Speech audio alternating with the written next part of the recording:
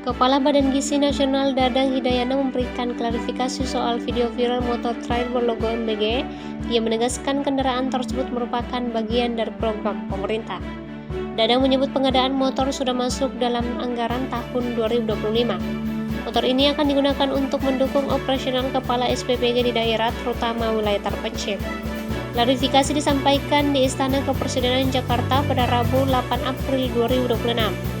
Ia memastikan motor tersebut belum dibagikan kepada penerima.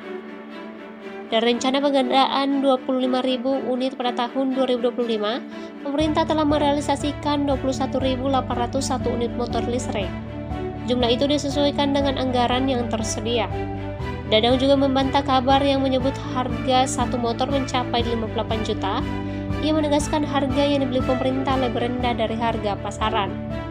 Menurutnya, harga pasar motor sekitar 52 juta per unit, namun pemerintah berhasil mendapatkan harga sekitar 42 juta per unit karena pembelian dalam jumlah besar.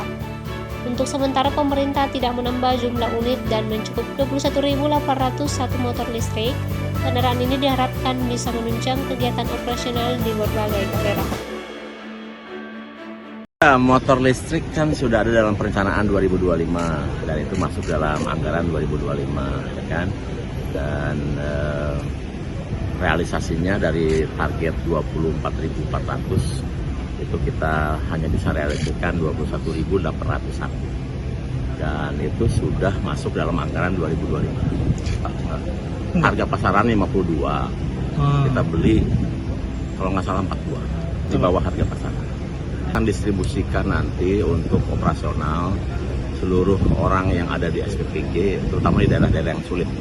Kan menjangkau daerah-daerah nanti yang akan sangat sulit ya, menjangkau desa-desa, daerah-daerah yang memang hanya dengan motor, bisa dengan motor. Akhirnya itu untuk menunjang operasional. Cukupkan dulu sekian, karena kan ini anggaran 2025 ya, di 2026 tidak ada perencanaan lagi untuk pembelian. Download Tribun X sekarang. Menghadirkan lokal menjadi Indonesia.